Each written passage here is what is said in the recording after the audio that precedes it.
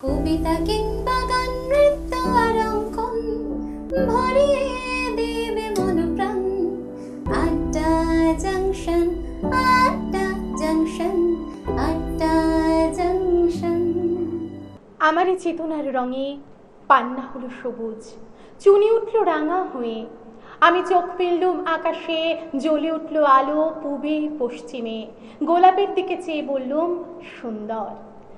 আর এই সুন্দর সকালে আমরা এসে গেছি আবারও। নমস্কার, শুভ সকাল। আপনারা দেখছেন চ্যানেল ভিশন নিবেদিত শামসের মল্লিকের পরিচালনায় এক মনোগ্রাহী প্রভাতী অনুষ্ঠান আড্ডা জংশন। আর আজকের এই অনুষ্ঠানে সমগ্র সঞ্চালনায় রয়েছি আমি সৌমি রাজলক্ষ্মী, আপনাদের বন্ধু। আর আমার সঙ্গে রয়েছে আমার আবৃত্তির ক্লাসের ছাত্রী রিঙ্কু সাহা। তোমাকে নমস্কার জানাই। নমস্কার। আজকের এই অনুষ্ঠানে তোমাকে স্বাগত। নমস্কার। আর আমরা কিন্তু রিঙ্কু আন্টির কাছ থেকে আজকে কবিতা নয়, গল্পের ডালি নিয়ে এসছে, মানে গল্পের ঝুলি নিয়ে এসছে, তাই তো? হ্যাঁ হ্যাঁ, শ্রুতি নাটক শুনবো, গল্প শুনবো, তাই তো? হ্যাঁ। আচ্ছা, আমি কোনো কথা না বাড়িয়ে সরাসরি চলে যাই একদম। তোমার কাছ থেকে কি শুনবো প্রথমেই আমরা? আমি একটা শ্রুতি নাটক শোনাতে চাই। শুনি। আমার নাম রিঙ্কু সাহা। আমার দিদিমণি কাম মা বলতে গেলে, যাই হোক, ও বলে দিয়েছে। তা গল্পের নাম অথৈ সমুদ্র, বনানী মুখোপাধ্যায়ের লেখা। তাহলে এবার শুরু করা যাক। হ্যালো হ্যালো, কে বলছেন? আমি কিচ্ছু শুনতে পাচ্ছি না। কি, হাসপাতাল থেকে? হ্যালো, উফ, কিচ্ছু বুঝতে পারছি না। হ্যালো হ্যালো, যা, কেটে গেল। আচ্ছা, জ্বালায় পড়ে গেল। ফোন আসছে কিন্তু কিছুই বুঝতে পারছি না। লোকটা ওদিকে হাসপাতালে পড়ে রয়েছে। কি যে করি, আর ভালো লাগছে না।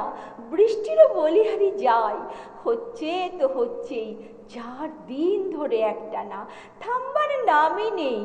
বিকেলে হাসপাতালে কি করে যাব, কি করে যে তাকে ভর্তি করে এসেছি তা ভগবানই জানেন। ওই আবার হ্যালো। ও হ্যাঁ, বুলা। হ্যাঁ বাবা, ঠিক আছে। না না, ঘুম হয়নি। কি করে হবে? মানুষটা যে হাসপাতালে পড়ে আছে, এই বৃষ্টিতে তার কাছে পৌঁছবো কি করে, সেই ভাবতে ভাবতেই রাত কাবার। কি, না না, খাবার আনার কোনো দরকার নেই মা, পরশু থেকে অনেক করেছো তোমরা। আরে বাবা, বলছি তো, মুড়ি আছে, দুধ আছে, ঠিক খেয়ে নেব। হ্যাঁ হ্যাঁ, না না, একদম আসার চেষ্টা করবে না, কেমন? হ্যাঁ হ্যাঁ, রাত্রিরে ফোন করো। আচ্ছা, রাখি। পাশের বাড়িতে থাকি বুলা, কি মিষ্টি মেয়ে যে কি বলবো। পরশু দিন থেকে, না না, তার আগের দিন থেকে সমানে আমার সঙ্গে রয়েছে। একবার নিজের সংসার সামলাচ্ছে, একবার আমারটা দেখছে। এই চা করে দিচ্ছে, এই টোস্ট করে দিচ্ছে। কত বারণ করেছি, মোটেই শোনে না। সত্যি, কে বলবে পরের মেয়ে, মনে হয় আমারই মেয়ে। আমার একটাই সন্তান, মেয়ে, আমেরিকায় থাকে, গেছে অনেক দিন, প্রায় 10 বছর। বাচ্চা আছে একটা 5-6 বছরের। ওরা আসে 2-4 বছর অন্তর। এবারে তো বলেছে আসবে পুজোর সময়। সেই আশাতেই বসে আছি কর্তা গিন্নি দুজনেই। আসলে নাতিটার জন্যে বড্ড মন খারাপ করে। এত সুন্দর দেখতে, ঠিক যেন সাহেব বাচ্চা, ধবধবে ফর্সা, নীল নীল চোখ। কত রকমের জামা কাপড় যে কিনে রেখেছি ওদের জন্য। আমার কর্তার আবার মেয়ে অন্তঃপ্রাণ, কত রকমের ড্রেস যে কিনেছে মেয়ের জন্যে। তারপরেই অসুস্থ হয়ে পড়লো। একদিন বৃষ্টিতে ভিজেই নিউমোনিয়া, এর উপরে সুগার, ব্লাড প্রেশার। 2 দিন আগে এত বাড়াবাড়ি হলো যে হাসপাতালে দিতে হবে। কি করব, দিতেই হবে। আমি তো একা, কি করে সামলাবো? রাত বিরেতে যদি কিছু হয় তখন আমি কি করব? তাই হাসপাতালে দেওয়া হলো। অবশ্য এখানকার ডাক্তারবাবু তাই বলেছিলেন, বাড়িতে রাখবেন না, হঠাৎ বাড়াবাড়ি হলে মুশকিলে পড়বেন। মেয়েটা যদি একটু আগে আগে আসতো তাহলে একটু ভরসা পেতাম। আমার তো পাড়ার লোকই সব। ও বাবা, এ তো আরো জোরে বৃষ্টি নামলো। এখন তো কোমর জলে লোক যাওয়া আসা করছে, এরপর তো গলা অবধি জল হবে। তখন তখন কি হবে? হে ভগবান, আমি কি করে হাসপাতালে যাব? বৃষ্টিটা কমাও ঠাকুর, তা না হলে ডানলাভ থেকে মেডিকেল কলেজে আমি যাব কেমন করে, কেমন করে, কেমন করে যাব? হ্যালো হ্যালো, একটু আগেই তো বুলা কথা বললো, আবার কি হলো? খালি ঘ্যাস ঘ্যাস শব্দ হচ্ছে। হ্যালো, আমি শুনতে পাচ্ছি না, জোরে বলুন। হ্যালো। না, হবে না। আসলে এত বৃষ্টি হচ্ছে যে টেলিফোনের তার ফার সব খারাপ হয়ে গেছে। তা না হলে এমন হবে কেন? উফ, আর জল দেখতে পাচ্ছি না। মেয়েটা যদি এ সময় থাকতো একটু সাহস পেতাম। এত ভয় করছে, কি করে যাবো বিকেলে? যেতে তো হবেই, তা নাহলে যে লোকটা খাবে না, ঘুমোবে না, কিচ্ছু করবে না, শুধু হাঁ করে দরজার দিকে তাকিয়ে থাকবে। মা দুর্গা, বৃষ্টিটা একটু কমাও, একটু কমাও। ওই আবার বাজছে, ধরে কি করবো? শোনা তো যাবে না। হ্যালো, হ্যালো, একটু জোরে বলুন। হ্যালো। ও মা, তুই? বুঝতেই পারিনি, এক্ষুনি তোর কথা ভাবছিলাম। হ্যাঁ, আর বলিস না, যা বৃষ্টি শুরু হয়েছে, একেবারে বন্যা হয়ে গেছে। কি, তুই জানিস বন্যা হয়েছে? ও, কি বলছিস? কি, তোরা আসছিস না? ওমা, সে কি? কেন? তোর বাবা যে বড্ড আশা করে আছে, তুই রাগ করছিস কেন? আসলে আমরা খুব আশা করে বসে আছি। কি, এ সময় এখানে এলে বাবায়ের অসুখ করবে? চারিদিকে বন্যায় সব জাম ঘুরছে। হ্যাঁ হ্যাঁ, বুঝেছি। ও, আবার কবে আসবি? সামনের বছর চেষ্টা করবি? ও বাবা, 1 বছর পর? তুই ভালো আছিস তো মা? কতদিন দেখি না। জামাই বাচ্চা সবাই ভালো তো? আচ্ছা, ও হ্যাঁ, আসল কথাটাই তো বলিনি। তোর বাবার শরীর খুবই খারাপ। পরশুদিন থেকে হাসপাতালে দিতে হয়েছে, মেডিকেলে, নিউমোনিয়া। কি, তুই রাখছিস? ও, অনেক বিল হয়ে গেল, তাই না? আচ্ছা আচ্ছা, ঠিক আছে, তাই হবে। হ্যালো, হ্যালো, কে বলছেন? শুনতে পাচ্ছি না, বড্ড জোরে বৃষ্টি নামলো কি না? হ্যালো, একটু জোরে বলুন, কিচ্ছু বুঝতে পারছি না। কোথা থেকে বলছেন? কোথা থেকে? হে ভগবান, কিছুই তো বুঝতে পারছি না। হ্যালো। কেটে গেল। এত বৃষ্টিতে কে ফোন করলো? কোনো জরুরি ফোন নাকি হাসপাতালের ফোন? ওর কি অবস্থা খারাপ? কিন্তু আমি কেমন করে ওর কাছে যাব? আজ যে মোটে ঘর থেকে বেরোতেই পারবো না। কি হবে? আমার যে বড্ড ভয় করছে। রক্ষে করো ঠাকুর, রক্ষে করো। ও এ কি, ঘরের ভিতরে এত জল এলো কি করে? তাহলে তাহলে কি রাস্তায় আরো জল বেড়ে গেল, মানে গলা অবধি? হ্যাঁ গো, হ্যাঁ গো, আমি কেমন করে তোমার কাছে যাবো গো? কেমন করে? আমি কি করব এখন? আকাশ যেমন কালো হয়ে আছে, তাতে তো মনে হয় না বৃষ্টি কোনো দিন থামবে। দিনের বেলায় ঘরে আলো জ্বালাতে হয়েছে, আর একটু পরে তো ভিজিটিং আওয়ার। আমি কি করব? কেমন করে যাব? ওমা, এ কি সর্বনাশ! রাস্তার জল যে ঘরের ভিতর ঢুকে পড়লো। এই ভয়ঙ্কর বৃষ্টিতে কাকে ডাকবো আমি? কাকে? কে আসবে আমার কাছে? ওগো, কেউ একটু বলে দাও না গো, আমি কেমন করে তার কাছে যাব? কেমন করে যাব? ওই আবার বাজছে। কেন কেন বাজছো বারবার? কিচ্ছু তো শুনতে পাবো না। হ্যালো, কে? হ্যালো, কে বলছেন? জোরে বলুন, আমি কিচ্ছু শুনতে পাচ্ছি না। যা, আলোটাও চলে গেল। হ্যালো, বলুন। টেলিফোনের আওয়াজটা এত কম হলো কি করে? হ্যাঁ হ্যাঁ হ্যাঁ, বলুন। হ্যাঁ হ্যাঁ, শুনতে পাচ্ছি। হ্যাঁ হ্যাঁ হ্যাঁ, সত্যব্রত রায়ের বাড়ি। কি হয়েছে? অবস্থা খারাপ, খুব খুব খারাপ। আমি যাব? কি করে যাব? শুনুন, এখানে রাস্তায় গলা অবধি জল, ঘরেতেও জল, লাইট নেই। আমি কি করে যাব? প্লিজ আপনারা একটু দেখুন, শুনছেন? একটু শুনুন, একটু। Hello, hello, hello. না, কেটে গেছে। এবার আমি কি করব? কি করব আমি? সে যে আমার জন্য অপেক্ষা করে আছে। ওগো ওগো, আমি কেমন করে তোমার কাছে যাব? কেমন করে? হে ভগবান, কে আছো গো, কে আছো? আমাকে আমাকে কেউ তার কাছে পৌঁছে দাও না গো। সে যে আমাকে দেখতে না পেয়ে একা একা চলে যাচ্ছে। ওগো, তোমরা কেউ শুনতে পাচ্ছ? অন্ধকারে একা এই অথই সমুদ্র আমি কেমন করে পার হবো? একজন কেউ এসো, একজন, শুধু একজন গো, একজন এসো, একজন, একজন। নমস্কার।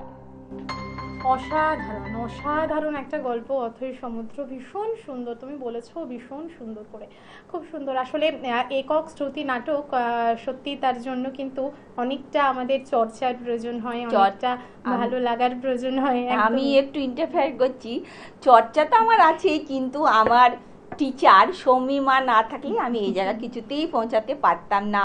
কারণ ও আমাকে প্রথমে হাতে ধরে এমন করে শিখিয়েছে, আর এতটাই এনকারেজ করে যে সে ভাষা বলার আমার নেই। সেই জন্য আমি যেন মনে হচ্ছে নতুন করে আবার বেঁচে থাকার মতন আলোর শক্তি খুঁজে পেয়েছি একমাত্র সৌমি মায়ের জন্যই। আমার খুব মানে খুব খুব খুব নিজেও আমি খুব ভালো আছি এই প্রোগ্রামগুলো করার পর থেকে। একদম। আর এভাবেই ভালো থাকো, এটাই চাই। আমরা চলে যাব আবারও গল্পে, তাই তো? হ্যাঁ, এবার একটি গল্প পড়ে শোনাবো। রবি ঠাকুরের লেখা বিদুষা। কাঞ্চি রাজা কর্ণার জয় করতে গেলেন। তিনি হলেন জয়ী। চন্দনে হাতির দাঁতে আর সোনামানিকে হাতি বোঝাই হলো। দেশে ফেরবার পথে বালেশ্বরীর মন্দির বলেই রক্তে ভাসিয়ে দিয়ে রাজা পুজো দিলেন। পুজো দিয়ে চলে আসছেন, গায়ে রক্ত বস্ত্র, গলায় জবার মালা, কপালে রক্তচন্দনের তিলক, সঙ্গে কেবল মন্ত্রী আর বিদূষক। এক জায়গায় দেখলেন পথের ধারে আমবাগানে ছেলেরা খেলা করছে। রাজা তার দুই সঙ্গীকে বললেন, দেখে আসি ওরা কি খেলছে।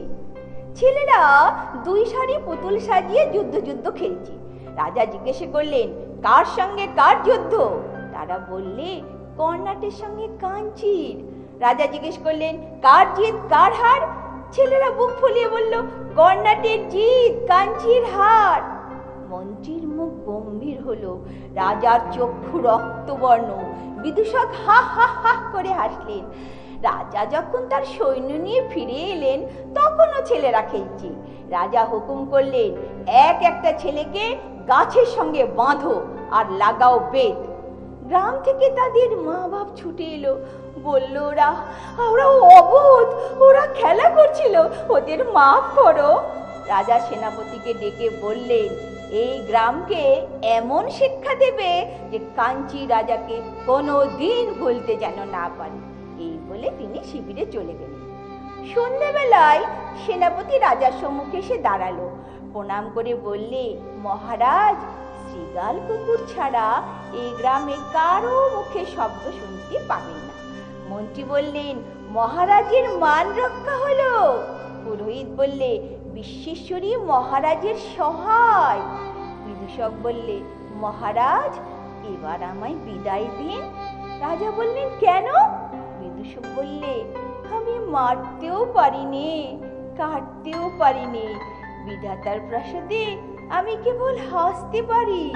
মহারাজার সভায় থাকলে আমি যে হাসতেই ভুলে যাব। নমস্কার। খুব সুন্দর, বিদূষক, অসাধারণ একটা গল্প রবি ঠাকুরের। আচ্ছা, তোমার কাছে একটু আসি, একটু বলো তোমার জীবন নিয়ে। হ্যাঁ, কি করো তুমি?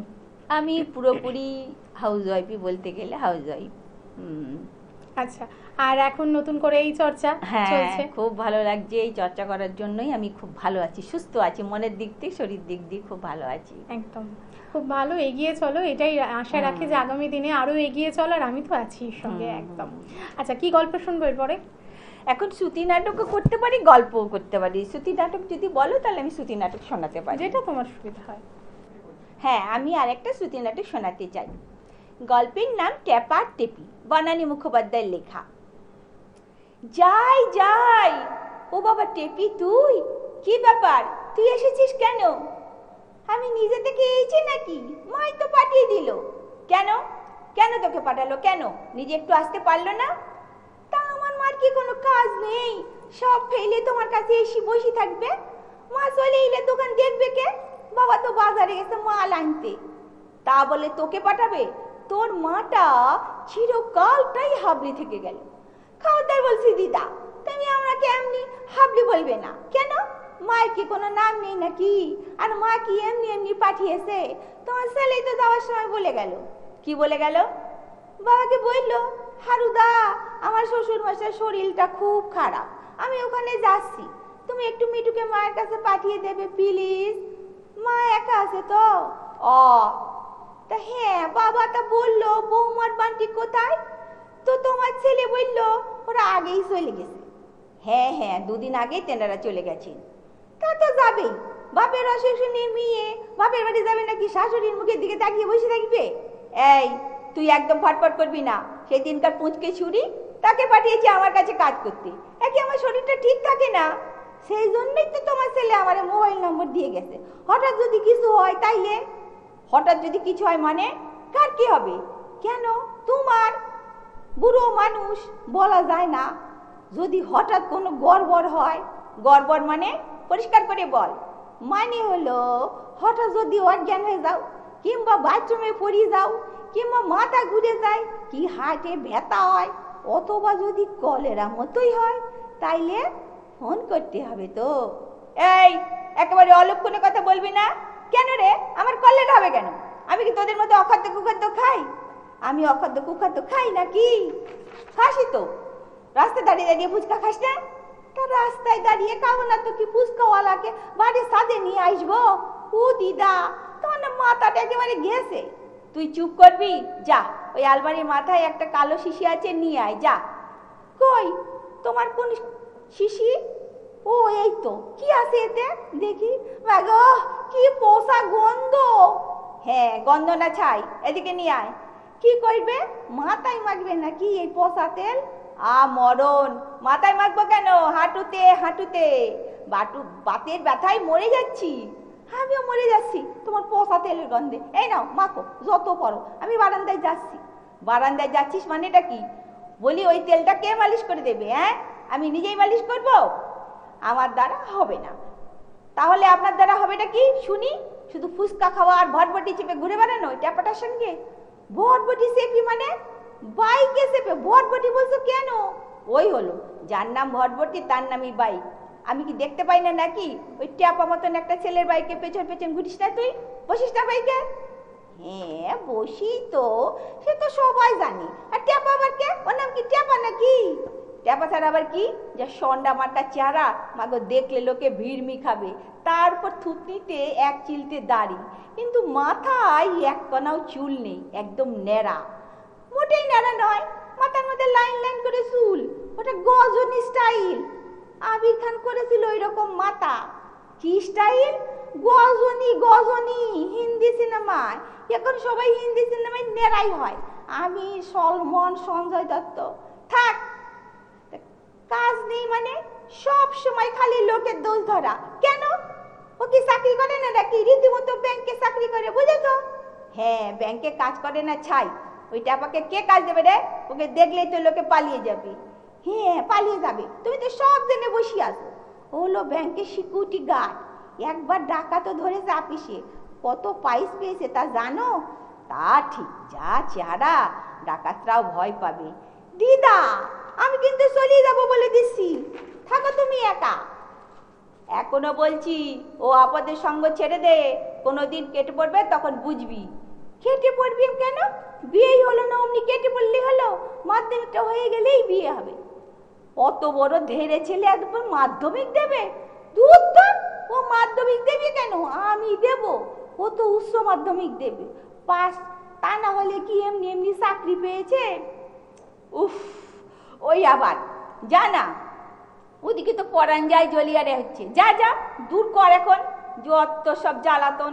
সাত সকালে প্রেম করতে বেরিয়েছে, যা যা, তা না হলে আবার বাঁশি বাজাতে শুরু করবে। যা। উফ, ওই ফচকে ছোড়াগুলোকে নিয়ে আর পারা যায় না। এদের কি কোনো কাজ নেই? সকালবেলা বেরিয়ে পড়েছে ফষ্টি নষ্টি করতে, গা জ্বলে যায়। তোদের আপিস টাপিস নেই? আজ তো আবার শনিবার, আপিস বন্ধ। আজকাল এ কেতা হয়েছে, শনি রবি দুদিনই আপিস বন্ধ। আর বাপ মাগুলোই বা কি, এইটুকু ছেলে মেয়ের বিয়ে ঠিক করে ফেললি তোরা। অবশ্যই না করেই বা কি করবে, ওরা তো বেড়েই চলবে। এই যে শোনো, তুমি যদি বেশি প্যাটর প্যাটর করো তাইলে কিন্তু আমি বাড়ি ছেড়ে চলে যাব। বুড়ো মানুষ একটু খুশি খুশি থাকবে, তা না খালি রাগ আর রাগ। সবার সঙ্গে একটু মিষ্টি করে কথা বলতে পারো না? চোপ চোপ, একদম চোপ। 3 দিনকার ছুরি, এত বড় আসপর্দা? বল আমি খারাপ, বাইরে গিয়ে বল। বাইরে গিয়ে নতুন করে কি বলবো? ও তো সবাই জানে। আমার মা তো হাবলি না ভেবলি। তোমার মা কি ছিল গো? নিজের মেয়েকে একটু লক্ষ্মী হতে শেখায়নি? একটু ভালো করে কথা বলতে শেখায়নি তোমার মা? শুধু বাপ মায়ের দোষ দেখছো আমার।